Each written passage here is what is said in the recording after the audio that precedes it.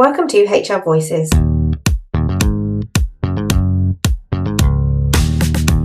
podcast for independent HR and people professionals and the businesses they support. HR Voices is brought to you by the expert team at HR Independence Limited.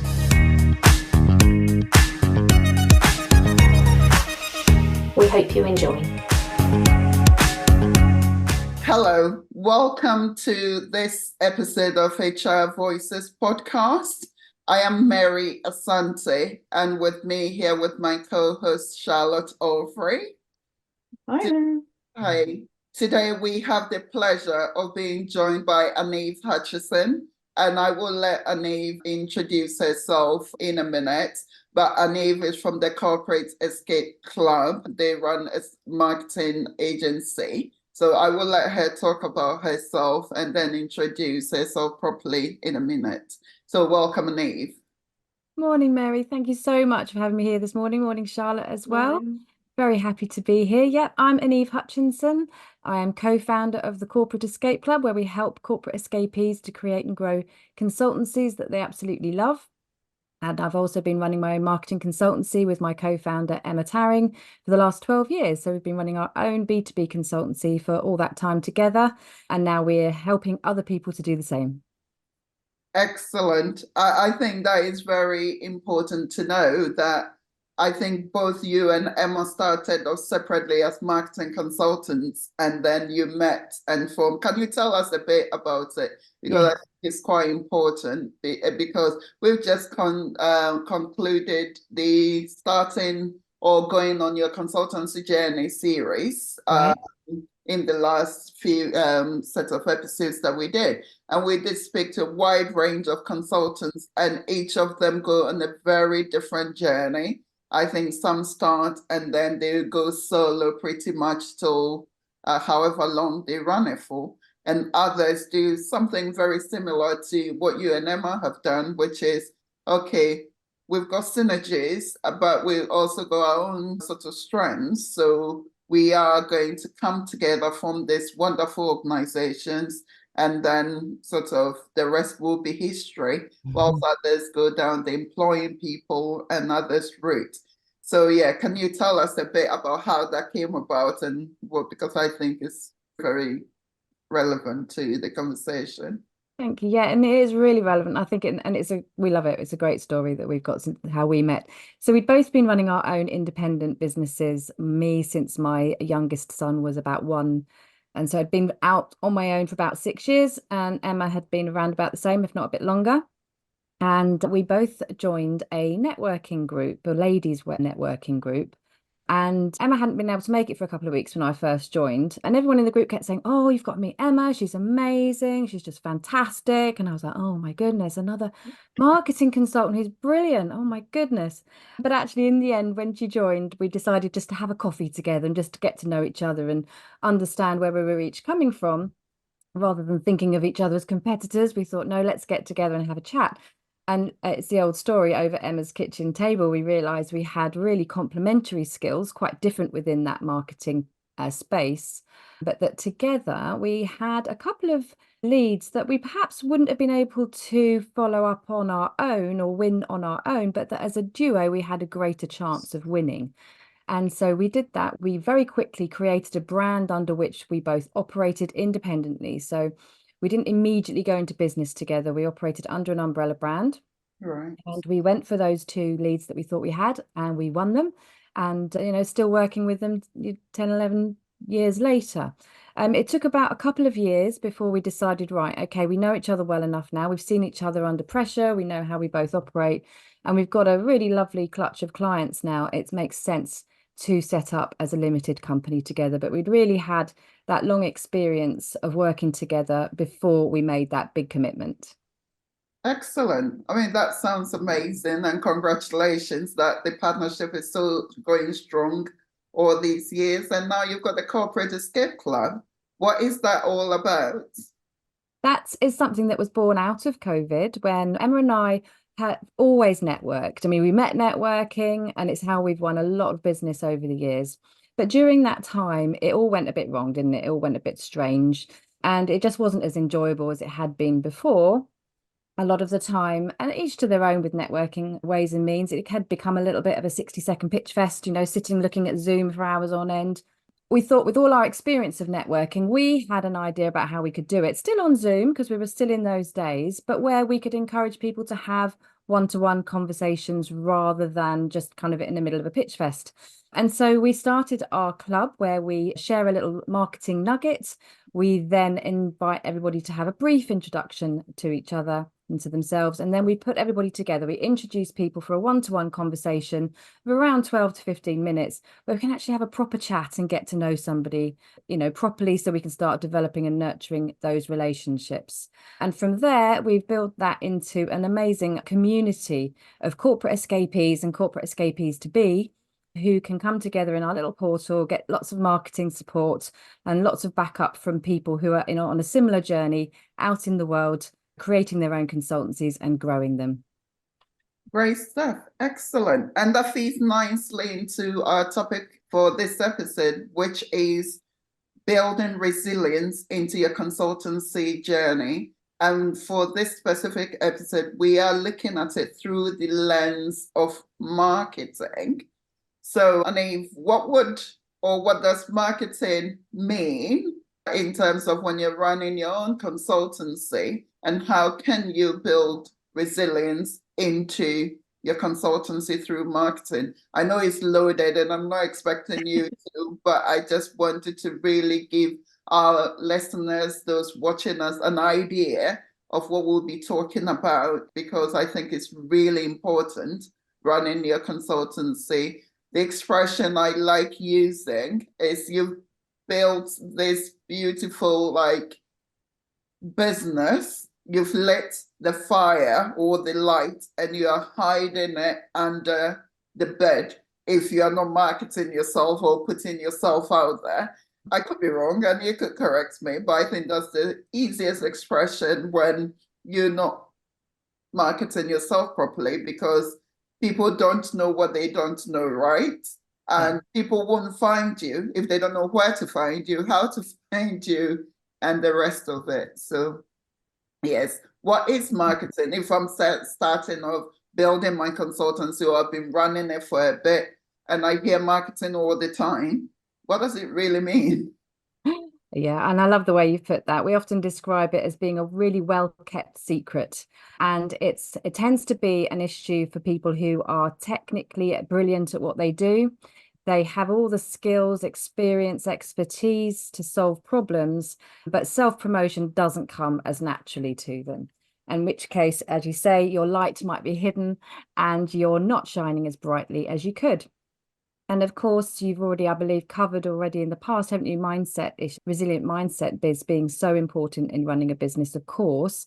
But on top of that, you do need to build into your business a way of making sure that you're not just working from one contract to the next without anything coming up behind you to take over when contracts end, or when that natural situation comes about where you kind of lift your head up above the parapet and go, oh, I haven't got any leads in my bucket.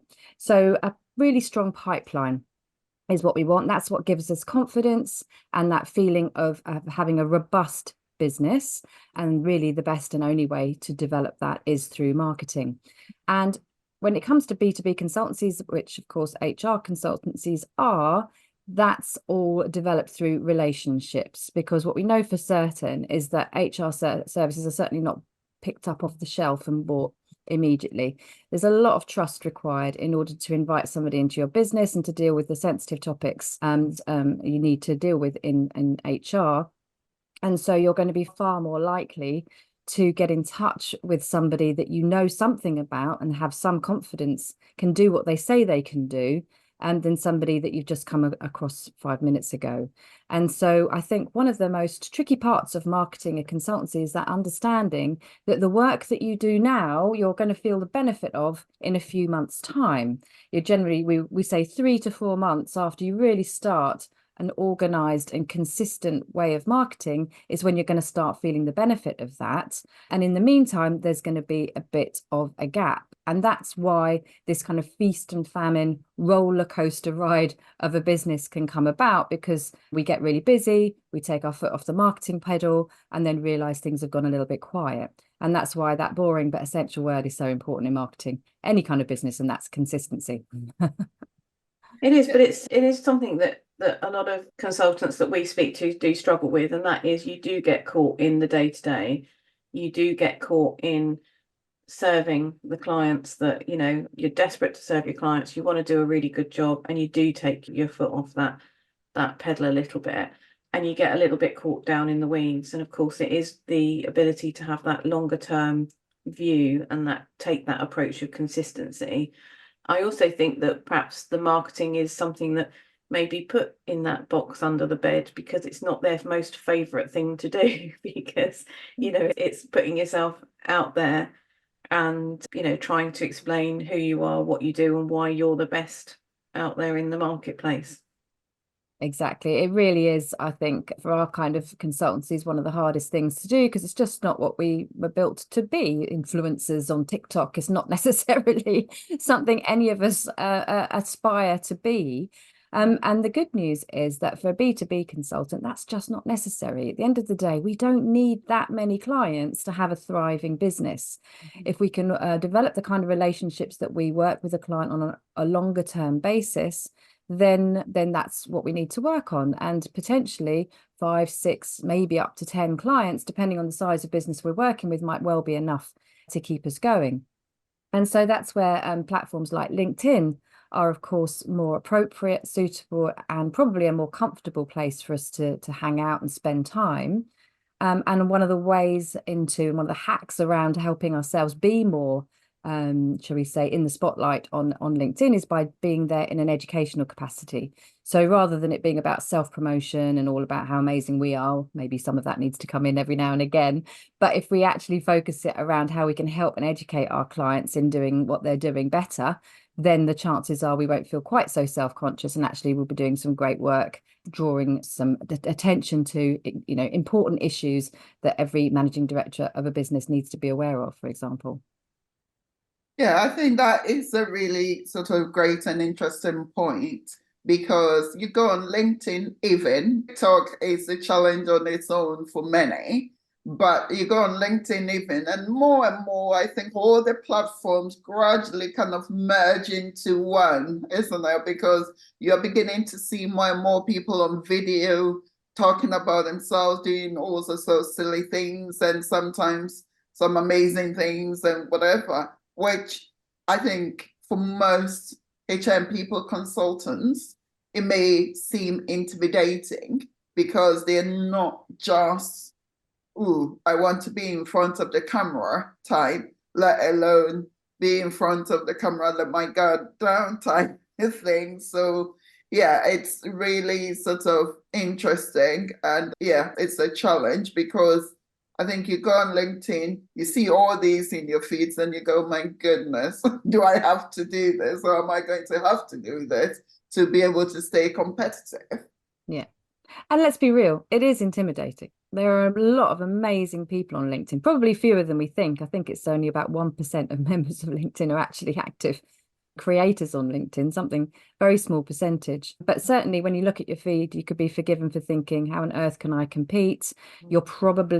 Your network is probably quite HR heavy in terms of the number of people you're connected with. So you're even more likely to see a lot of HR related content where perhaps others aren't. And it might be easy to imagine that that's all there is on LinkedIn because your feed and the algorithm is giving you information that you're interested in. So then you can kind of go down a bit of a rabbit warren of thinking, what is there for me to talk about in this world? And it's a tough one. And I'm not going to sit here and pretend that putting yourself out there, or even on a platform like LinkedIn, is easy. Certainly for some personality profiles, it is perhaps easier. But if you're more of an introvert type or just less interested in social media, then it does become tricky. But the reality of running your own business is that sales and marketing are a massive proportion of the work that we need to do. And we can either team up with other people and then divvy that work out between us and make sure that the people who are more comfortable doing that have the responsibility for it. But if we're solo consultants, it all rests on our shoulders. And so the job of building your pipeline falls entirely to you. And it's important to find a route that suits you best. Because if being on LinkedIn or on video is your least favorite thing, you're just not going to do it. Yeah. And so we have to find another way. And that's where often networking is overlooked, and particularly networking in the right rooms. So the Corporate Escape Club is all about B2B consultants, coaches, and experts. And there are numerous networking organizations in the world, all catering to a certain different kind of person. And it might well be that you would be better served networking in actual rooms, Zoom rooms of people who you could help than perhaps taking a position on LinkedIn. We talk about marketing being a matrix because everything feeds in and everything's linked and integral to one another. But I think a first step is just finding that place where you'll be most likely to be comfortable and then build from there. That's great advice, isn't it? And I think that's quite fascinating, actually, because I've never really thought about what you said about LinkedIn and your own feed. Because if you think about what Mary and I do and all of our members, and we help our members do amazing stuff, and then we see them do the amazing stuff that perhaps we've given them some training on, or that we've helped them with, or that we've talked to them about. But of course, then what that can do is give you a little bit of, oh my goodness, look at them doing all this amazing stuff. I'm not doing that. And there's a fear of missing out, and there's also perhaps a little bit of imposter syndrome that creeps in. And my feed is very HR heavy. Yeah. And so my assumption is that's my feed and that's what everybody sees, but of course it's not. So that's given me a reminder. So thank you for that. Yeah, well, it will be a really skewed view. Now, for you, it's great because HR consultants are your people, right? That's absolutely who you want in your feed, and that's perfect. And you get a feel for what people are talking about, and that helps you in helping other consultants. But when you're an HR consultant, other HR consultants are probably not, the people that you necessarily want or need to see in your feed. And so it becomes really important to carefully curate who you connect with and make sure that they do match with your idea of an ideal client, and that you try not to engage too much on content that you perhaps don't want to see in your feed. So for a while, I had a lot of drama going on in my feed. There were all sorts of, arguments breaking out here, there, and everywhere. It all became quite an emotional place to be, and I couldn't quite work out what was going on. And then I realized, I'm engaging with those posts. I'm reading them. I might be reacting to them. And so the algorithm's saying, oh, so you want to see more of this stuff, do you? Brilliant. Well, no, actually, I don't. So I made a concerted effort to skim past posts that I had a feeling might come with a feeling that I didn't particularly want in my world. And my algorithm has adapted accordingly. And now I see far more relevant things. And so that would be a good way to think about your own feed and like, who do you want to be connecting with? So, for example, if you've got a specialism of HR in manufacturing, then be following and connecting with businesses in that sector. So you see far more of that content. Yeah, and that is really sort of a great point, and thank you for that. I think what I would like us to explore is building resilience into your consultancy business, so explore more about that. And you touched on the fact that marketing is a matrix, and I do agree that it is, and everything links together. So what are some of the routes or ways that people can explore or implement within their businesses in order to build resilience into it? Yeah, absolutely. I mean, our marketing consultancy is called the Marketing Matrix for a reason. If you have a bit of a scattergun, disconnected approach to marketing, then it's not particularly helpful. Whereas if you can link everything together, then it builds and you get that compound interest from the work that you do. So really the starting point, and particularly when you're beginning out as a consultant, then one of the most effective and powerful things you can do is to specialize. And that's something that a lot of people struggle with because, again, back to your point of FOMO, what about all the other potential businesses that I could be connecting with? And this is one of the big struggles that we have when I'm marketing, coaching people, but I don't want to restrict myself for all sorts of reasons. But if you do, and if you can kind of come from a position of expertise that you perhaps built up in your corporate career, then that specialist knowledge and expertise is going to sing out to an ideal client who is struggling with a very specific HR issue that you can particularly help them with. They won't be as drawn to somebody who's got a more generalist approach. They will be listening out for, consciously or subconsciously, for the language, the words that you might use that are relevant to their particular situation. And so you can start building resilience by becoming known as a specialist in either a particular kind of HR support or a particular sector or a particular kind of business, family business perhaps, versus a large corporate, and start honing in your messaging and your language around the kind of issues that particular kind of ideal client is most likely to be experiencing. That will help you cut through the noise of all the other competitors that are out there and help your ideal client know to listen out for your great advice. Beyond that, it's then building relationships with those kinds of business owners and the people who influence them.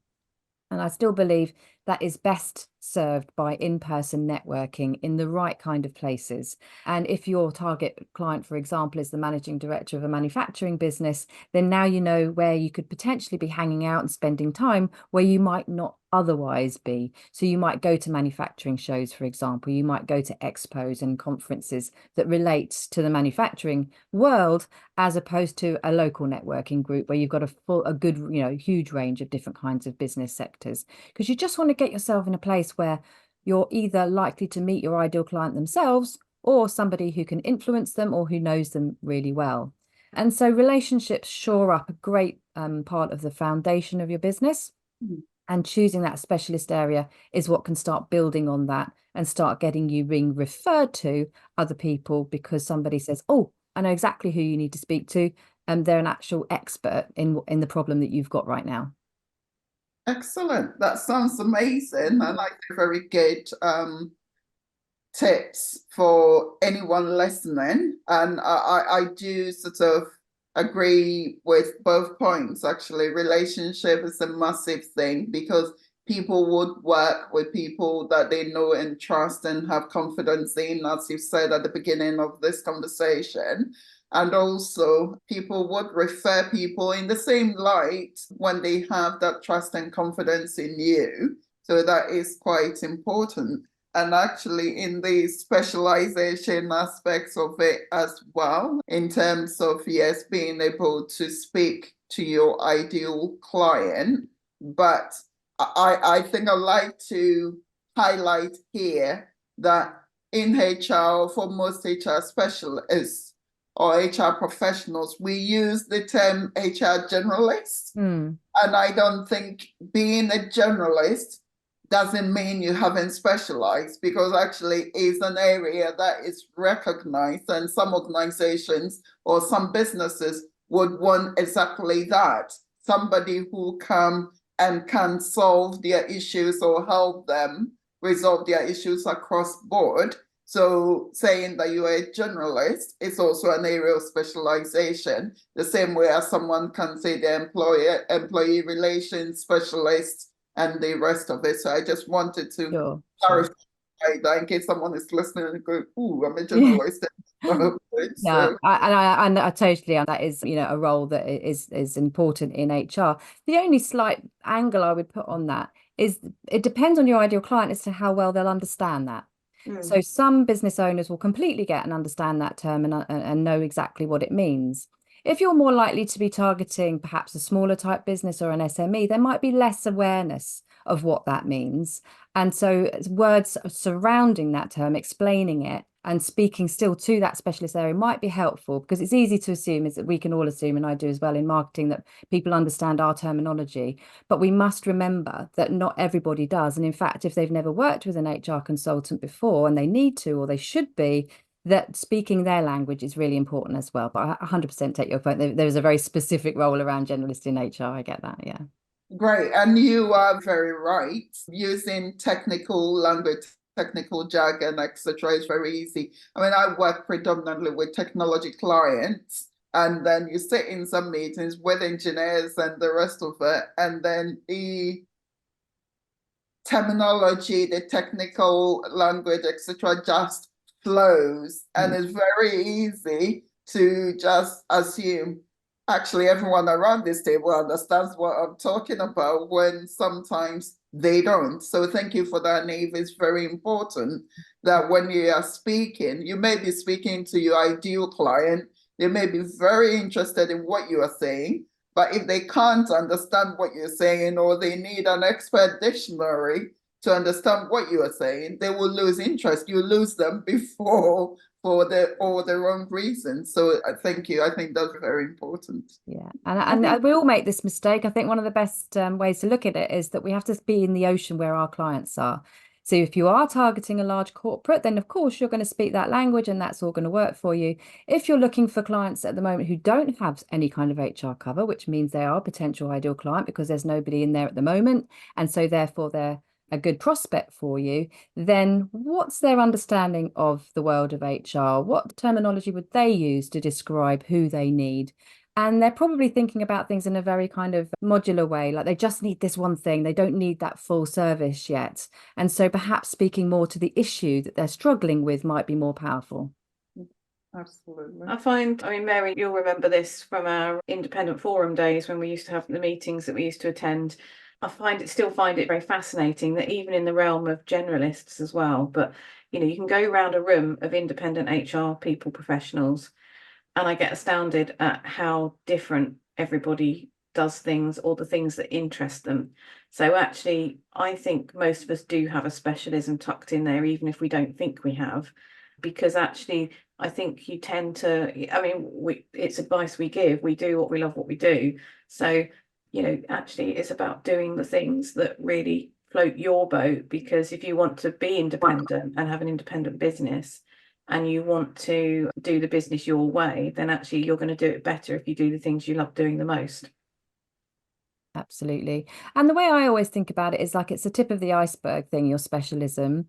It's, as you quite rightly say, Charlotte, it's something you love doing. It's something you find easy to do. You could kind of get lost in it. You're in your flow when you do it. And most importantly of all, your clients want it. They're aware of a problem. They need to solve it. And so they're looking around for somebody who can absolutely deal with that one thing. And they probably believe that once that's done, everything else is resolved.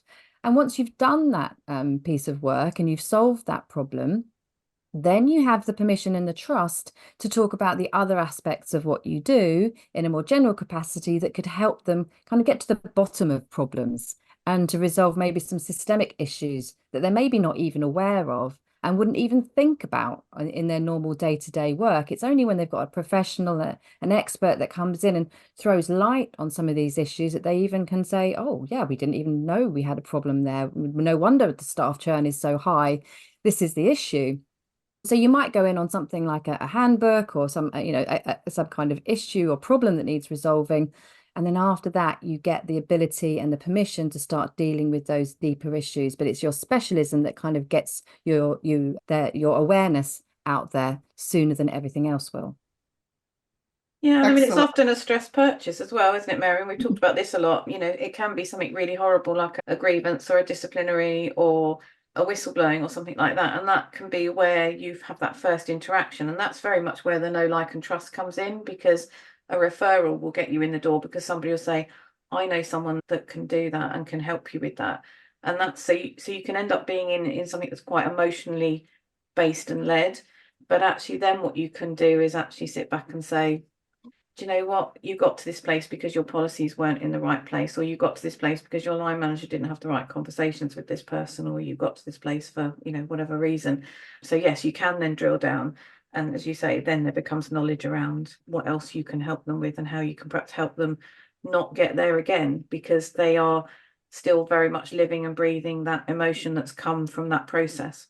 Yeah, and I think that's a really important skill to develop as a business owner, is that ability to not just do what you're asked to do, but to advise and consult on bigger and deeper issues because you've seen them and highlighted them, and to give the organisation the benefit of your insight, even if they choose not to do anything about it.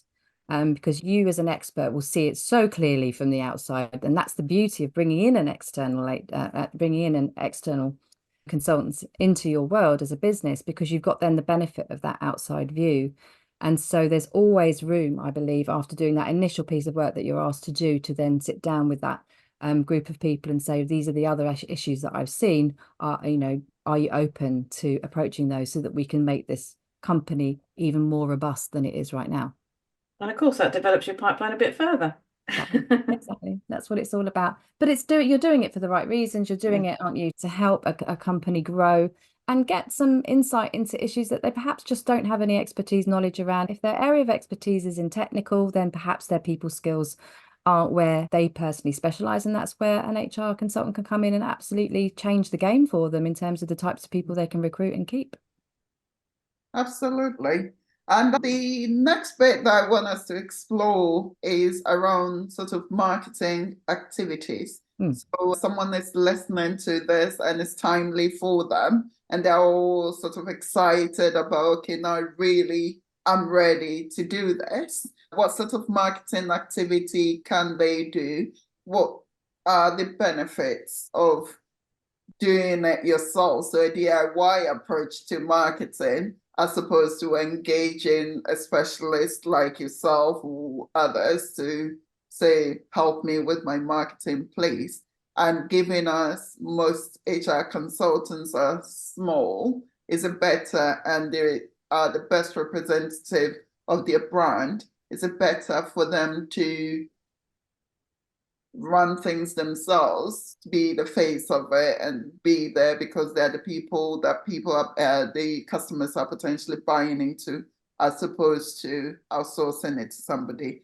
Again, I know it's loaded. I'm not expecting you to answer all of it at once, but I just wanted to give a deeper introduction into where I'm going when I say let's explore what the marketing activities are, the what, the how, and why, almost. Sure, absolutely. And again, it depends on whether you're a solo consultant or if you've collaborated, or a bigger organization, of course, but we're talking about HR independence here, of course, so we'll start there. And my advice is always, the best way to start marketing is always networking. Ideally in person, ideally thinking about the right rooms to spend time in, not necessarily general networking. Thinking there's a lot of strategic work that needs to go before your marketing tactics kick in, of course. That is having a plan for your business, understanding who your ideal client might be, what your specialism is going to be around, all that work, and what services you're going to offer needs to be done first of all. But once you've nailed all that down, in-person networking is a really great way to start. You can start speaking to people, listening to the challenges that they're experiencing, start using their language, understanding where they are in the picture, and developing those personal relationships. It's some of the most cost-effective, time-effective marketing that you can do, full stop. But if you wanted to build more of a resilient way of going about your marketing and not simply be reliant on being somewhere in person, then marketing is all about words, whether they're spoken or written. Somebody at some point has to write something down. And ideally that's you, because you're the expert.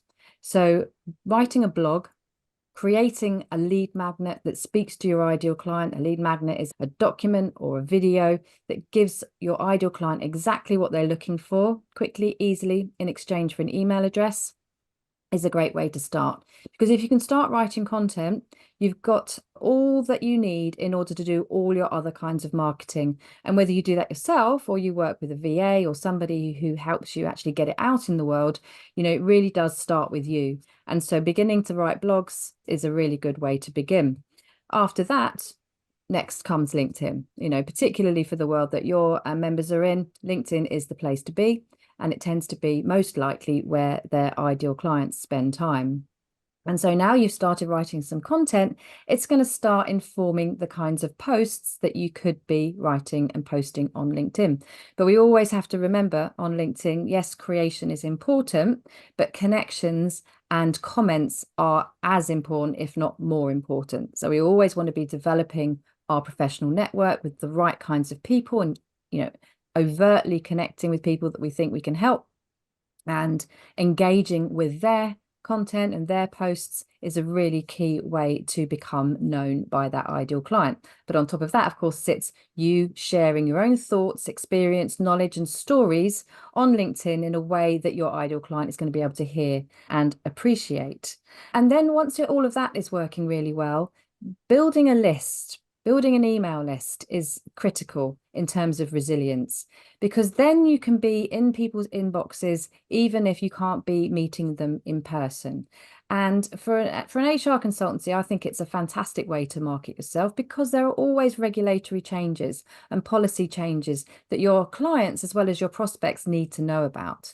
And so long as you've got their email addresses in a good way, and you can then communicate with them weekly or monthly, whichever kind of flow suits you best and your clients best, in a way that will keep you top of mind. And so that when that issue does arise, who's the person they're going to be able to call? It's the person that just sent them an email this week about an issue very much related to the problem that prospect is dealing with. And by building that list, that asset within your business, then you can really start getting a pipeline built up and building up that know, like, and trust that's so important. Excellent. That sounds like a great action plan, doesn't it? I think we need to get started on that, Mary. Easy to say, but even just getting each piece in as you go, you know, think about that lead magnet. What is it that you could offer somebody that would be really valuable? A cheat sheet, a crib sheet, a quick guide to doing something legally and in a way that's entirely compliant with all the laws and regulations that affect a particular sector, for example. And that again comes back to why it's so important to understand your ideal client. And it's so easy, isn't it, to say, well, any small business owner of people with 20 to 50 employees, but it's still really broad, isn't it, that description? And so digging deep into, right, okay, what are the issues they're struggling with? What are the regulatory issues they're dealing with? What's their office environment like? Starts bringing them to life, and you start being able to find them far more easily. Excellent. Right. Thank you very much, Anneve. It's been really interesting and very informative. I don't know, Charlotte, did you have anything else to cover before? No, I'm just writing notes as we go. I'm getting ready to go off and write my marketing plan. Excellent. And Anneve, we typically would go, can you give us your top tips? But I think you've probably covered them in last sets of things that you've run through. And I'll just summarize what I think you've covered as your top tips, but you can give your top tips because it's best coming from you. But you've talked about the power of networking. You talked about the power of effectively building relationships and putting it at the core of your business and making sure that you've built that trust, confidence with your relationships, and so that they can be thinking about you. And also when you are talking to people, when you are marketing yourself, putting yourself out there, be mindful not to use too much technical terms. Speak the language that your audience would understand, so that you speak to them, you speak to their issues and how you will be able to help them. And also using it in different guises in terms of sharing your knowledge, contributing to posts that are of interest to you, and giving guides and nuggets, etc., when it comes to creation of lead magnets that kind of solve your client problem. And also, I think you see this topic, or I see this topic every now and again, is email marketing dead? But you've effectively said, no, it's not. It's very much alive and still a really useful tool in reaching out to your clients. Really is, yes, not to be overlooked at all. We've got a long time before email goes away for us. But I think overall, my most important message, I think, to anybody who's out there beginning, creating a consultancy or growing the one that they've got, is to find a marketing plan that suits you. We have to promote ourselves in some way. There's no way around it. We can't hide away. We've either got to team up with somebody who's really happy to market your kind of collaboration, or we've got to find a way to promote ourselves. But we can't force ourselves to do it in ways that are not natural to us. And so the best advice really is to think about, where do your strengths lie? Do you prefer to write, or do you prefer to speak? Do you have a particular kind of interest that you want to build everything around? If so, what might that be? And then create a plan of any description that gets you out in front of your ideal client as regularly and as often and as consistently as possible. You don't need to be the HR guru. You don't have to be somebody who's incredibly confident on video, but what you do have to be is in front of your ideal client as regularly and as often as possible in a way that suits who you are. So it's all about finding that recipe that suits you best. Excellent. Thank you very much, Anneve. It's been a pleasure having you talk to us about how to build resilience into your consultancy business through a marketing lens. So thank you very much. And hopefully we'll get you back again soon to talk about one of the other areas of marketing.